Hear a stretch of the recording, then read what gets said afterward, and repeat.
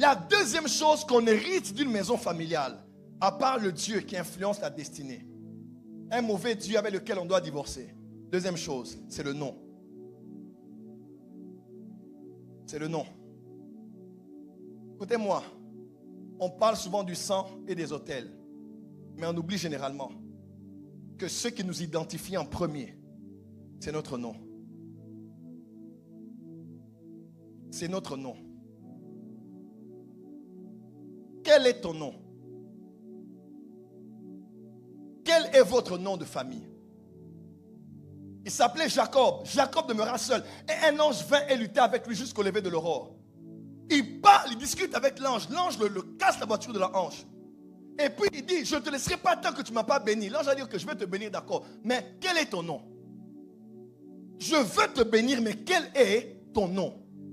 Il dit, mais mon nom est Jacob. Il dit, non, on ne t'appellera plus Jacob, mais Israël. Parce que généralement, l'un des grands obstacles qui empêche au monde spirituel de te bénir, c'est le nom qui t'identifie. Quel est ton nom? Tant que tu n'as pas dealé avec cette histoire de ton nom, crois-moi, tu peux prier, jeûner, rien ne va avancer parce que tu n'as pas compris le mystère de ton nom. Un enfant naît, oui, lorsqu'il naît, mais ce qui l'identifie à lui, c'est dans un document. Et sur le document, quel que soit, passeport, carte de résidence ou carte d'identité pour certains pays, c'est d'abord ton nom. Tu ne peux pas être un être humain, tu n'as pas de nom. Ce qui t'identifie, toi, c'est le nom. Parce que de le départ, même le Dieu qui a créé ce qu'il a créé, il a créé ce qu'il avait créé, mais il n'était pas bon quand Jean pleurait. Est-ce qu'il y avait personne qui était dit d'ouvrir le livre de vie et d'en pour les eaux? L'ancien a dit, ne crains pas. Voici le lion de la tribu de Juda. Quand il se retourne, il voit l'agneau. Parce que même au ciel, on reconnaît le nom d'agneau. On reconnaît le nom de lion. Les démons dans le fou de Gadara ont dit à Jésus, envoie-nous dans les pourceaux. Où avait-il appris que pourceau s'appelait pourceau? C'est Adam qui avait nommé le pourceau et les démons ont validé et reconnu cela. Le nom d'une chose, le nom d'une personne est identifié tant par les anges que par les démons.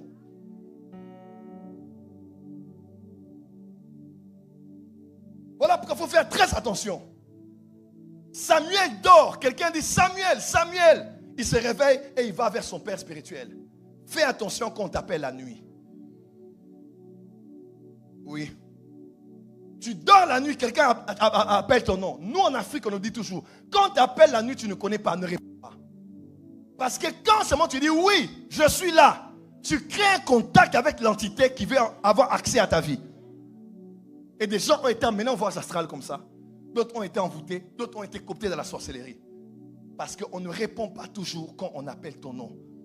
Ton nom est ta carte de visite. Ton nom est ta signature. Ton nom est la voie d'accès que tu donnes, que tu ouvres ou que tu fermes. Ton nom.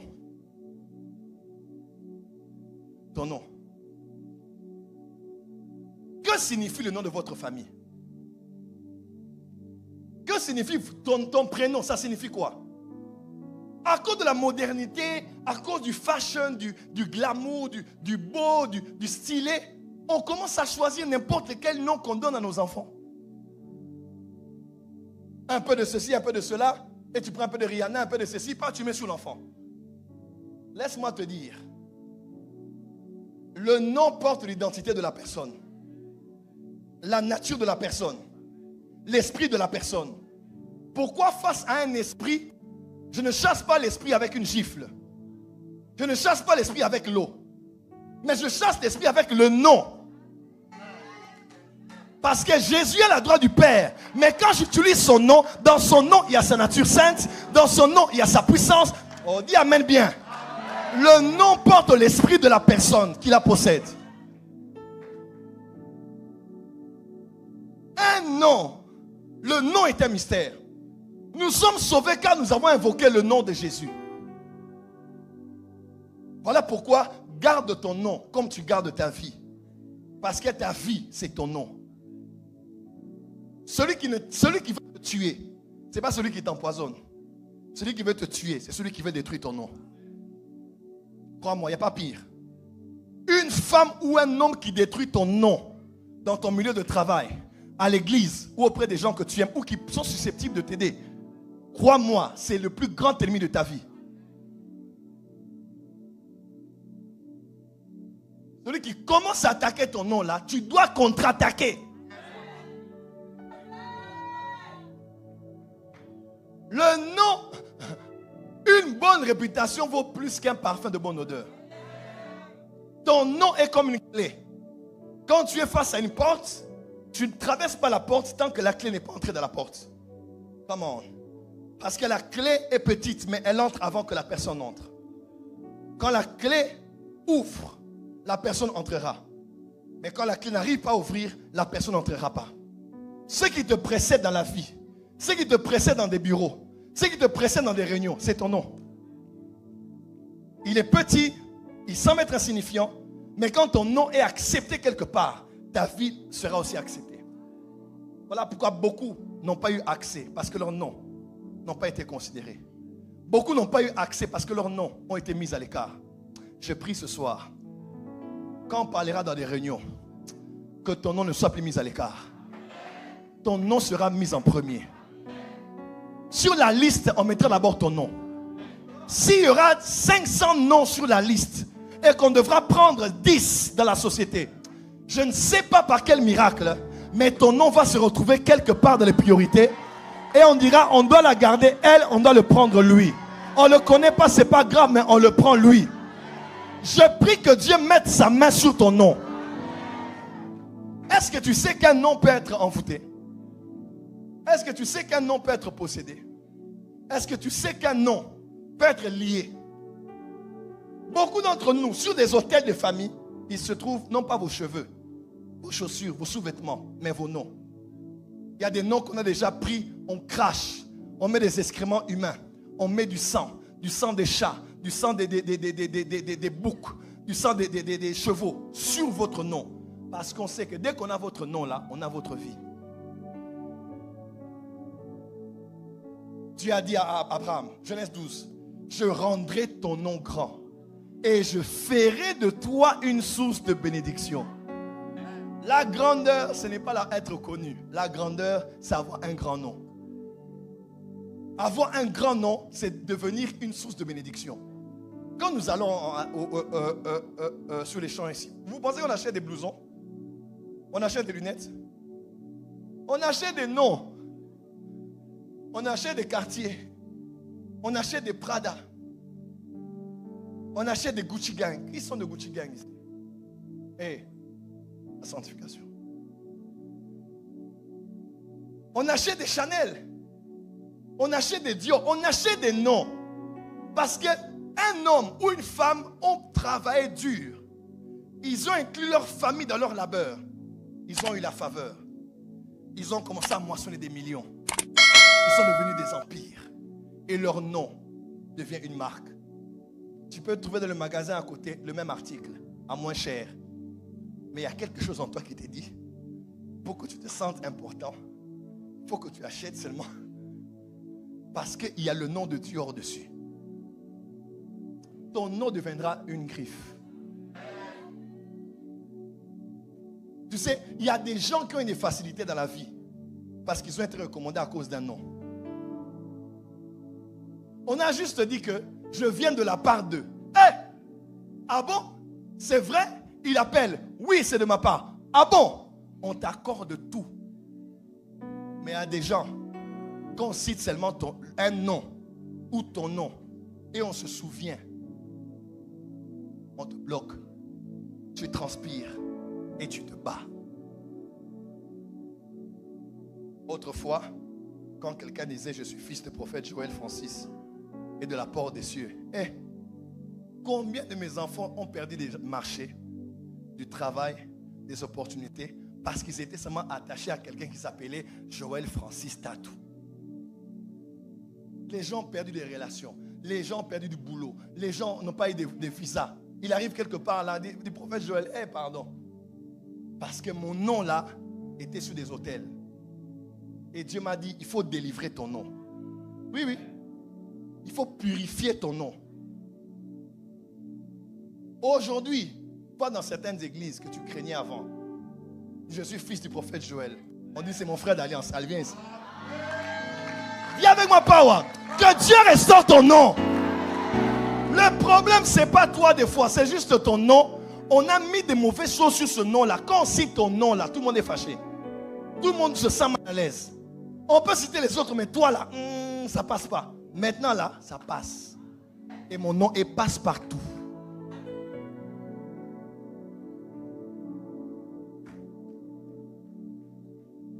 Voilà pourquoi il veut faire passer Abraham d'une autre dimension. Il appelle Abraham. Sarah une autre dimension. Il appelle Sarah. Simon, il appelle Pierre. Jacob, il appelle Israël. Quel est ton nom?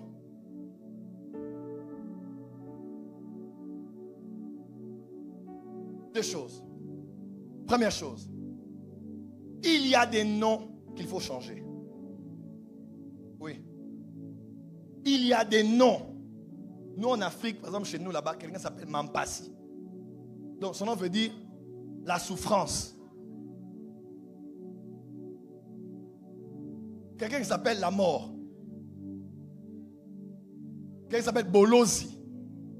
Donc la souffrance ou la calamité. Donc lorsqu'on cite seulement ce nom-là, à chaque fois qu'on cite ce nom-là, on impose la réalité de la signification du nom que tu portes. Tu seras toujours... Il y a des noms, mon frère, ma soeur, il faut les changer. Tu m'entends? Il ne faut pas négocier. Ça prend le temps que ça prend sur tes documents-là. Change de nom. Il y a des noms que l'on change. Il faut changer. Dis amen bien. Amen. Il y a aussi des noms qu'on ne change pas, mais on extrait l'énergie négative qu'il y a dans le nom. J'ai vu des noms des gens qui étaient négatifs, mais leur vie prospère. Pourquoi? Parce qu'on a seulement retiré l'énergie mauvaise là. La personne évolue même avec un tel nom, mais sa vie a une réalité contraire. Et c'est là qu'on délivre un nom. C'est là qu'on doit prier sur un nom. Aujourd'hui là, tu vas mettre ton nom sur un papier. Tu vas déposer ça ici. Dis amen très fort. Mais il y a aussi des noms qu'on rajoute. Francis. Et puis l'ange dit Joël. Et puis tu mets Joël, Francis. Il y a une sœur, on a fait sa délivrance. J'aime beaucoup donner ce témoignage. C'est un témoignage qui m'a toujours touché. Donne un témoignage et on va prier. On fait la délivrance d'une sœur qui avait des maris de nuit. Quand on l'approchait, elle sentait mauvais. Parce qu'il y a des esprits, quand ils entrent en toi, même si tu mets du citron, du bicarbonate, du déo, du stick, du parfum, de l'eau de Cologne, aux toilettes, tout ce que tu vas mettre là, l'odeur spirituelle qui est en toi va sentir plus que l'odeur du parfum. On a comme ça chassé les démons. Qui es-tu? Les noms des hommes. Homme, homme, homme, oh. On a fait des heures en train de chasser. Ça fait plus de 15 ans que j'ai vécu cette délivrance. Et je me tourne, je dis Saint-Esprit, pourquoi cette délivrance tarde-t-elle? Dieu me dit son problème, c'est son nom. Bon, j'ai toujours tué le nom, mais aujourd'hui j'ai à cœur de dire le nom là. Elle s'appelait Diane. Ouais, j'ai toujours tué le nom dans ce témoignage. Aujourd'hui, vraiment, je sens que je dois le dire. Et elle me dit, et l'Esprit de Dieu me dit, le nom là qu'elle porte, hein, c'est le nom d'une sirène qui est au niveau de l'Italie. Oh, moi je ne comprends pas. J'arrête la délivrance, je dis, ma soeur, viens pas à côté ici. Elle dit, mais toi, le problème c'est quoi? On me dit que tu t'appelles Esther. Elle dit, oui. Quand je dors, on me dit, mon nom est Esther. Je dis, d'accord. Je dis, mais l'histoire de ton nom là vient d'où? Elle dit, j'étais à Goma et un religieux m'avait baptisé quand j'étais petite. Et on m'a donné le nom de Diane. Diane, Diana. Toutes les femmes que je connais qui portent ce prénom ont des problèmes. Est-ce que les autres n'en ont pas? Non. Mais ce nom-là, mais Diane, c'est le même nom Madonna. C'est le même type de nom là. C'est le même nom, mais dans plusieurs langues. Et ça rentre jusqu'à Sémiramis. Ça rentre jusqu'à Jézabel. Oui. Mais qu'on parle de Diane, la déesse Diane là, d'Éphèse. Mais c'est une divinité. Je n'ai pas de problème avec toi, mais le nom là, c'est ça le problème.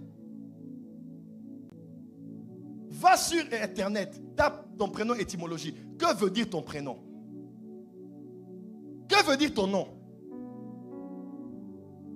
Ce soir, tu vas écrire ton nom sur un bout de papier. Nous allons prier pour ton nom. Toute influence négative qui bloquait ton nom va lâcher au nom de Jésus. Ton amen ne m'arrange pas. Dis amen très fort. Dis à ton voisin, la faveur sur mon nom. La joie sur mon nom. Le bonheur sur mon nom. Les portes ouvertes sur mon nom. Quand on citera ton nom, on aura envie de t'inviter. On aura envie de t'offrir. On aura envie de te recommander. Je vois ton nom dans la main de Dieu et je vois Dieu souffler ton nom. Ton nom va voler au-delà des continents, des maisons, va entrer dans des bureaux que tu ne penses même pas et n'imagines pas. En cette saison, ton nom trouve une faveur spéciale. Partout où tu seras, ton nom sera réclamé. On te réclamera toi. Dis amen bien. Je rendrai ton nom grand. Si ton nom est grand, toi aussi tu seras grand. Quand Satan veut aussi t'humilier, il humilie d'abord ton nom. Voilà pourquoi tous ceux qui se lient autour de ton nom là, que Dieu les confonde. Tous ceux qui font des sacrifices pour ruiner ton nom, que Dieu les confonde. Quand on parle de DSK, Dominique Strauss-Kahn, on pense à qui aujourd'hui? Quand on pense à Samson, on pense à qui aujourd'hui? Quand on pense à Kadhafi, on pense à qui aujourd'hui?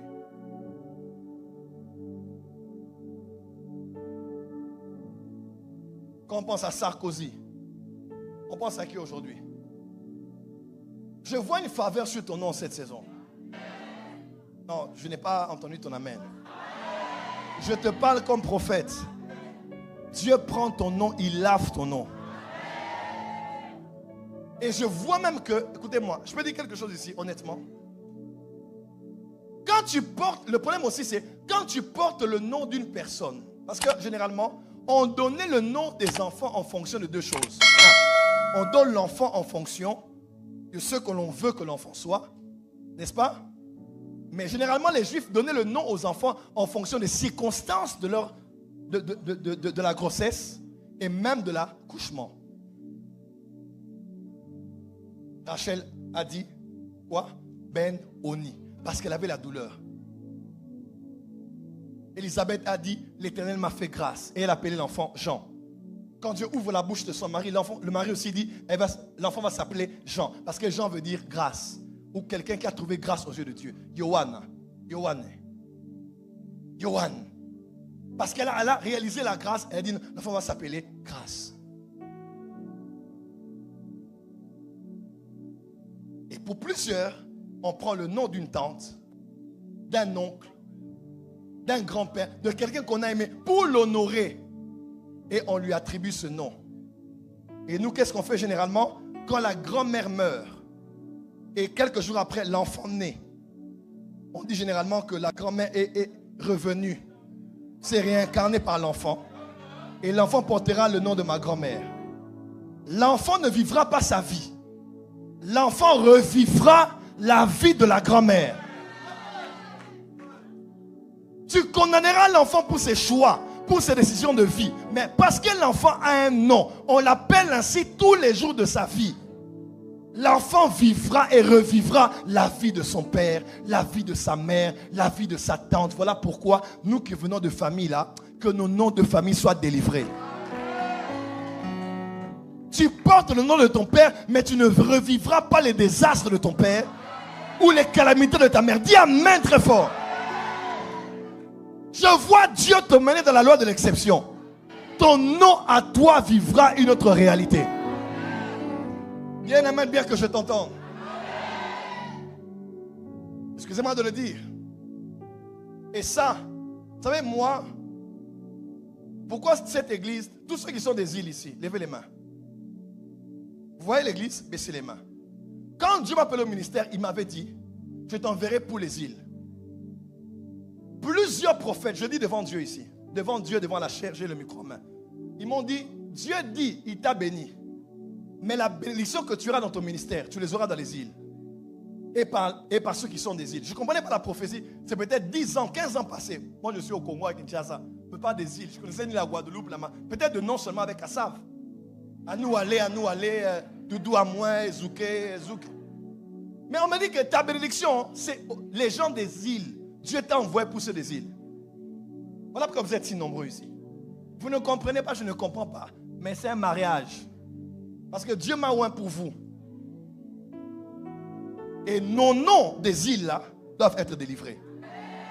Parce qu'on porte des noms qui nous ont été imposés par nos maîtres, par nos propriétaires. Toi, tu n'as pas le problème. Tu vis ta vie au Canada, à Paris, à Bruxelles. Tu voyages dans le monde entier. Mais le nom que tu portes là, c'est un nom qu'on a pris, on a composé ici, on te l'a donné. C'est ainsi que généralement dans les îles, on a un problème identitaire.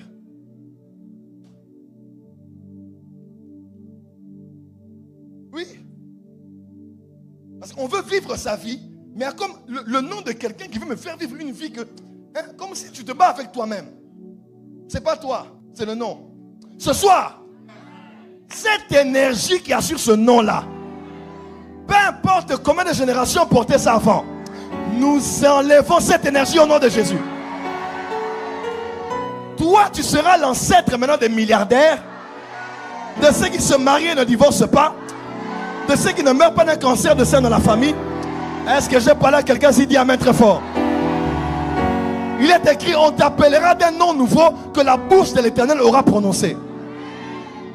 Je décrète et déclare une nouvelle saison. Est-ce que tu es prêt? On peut prier pour le nom.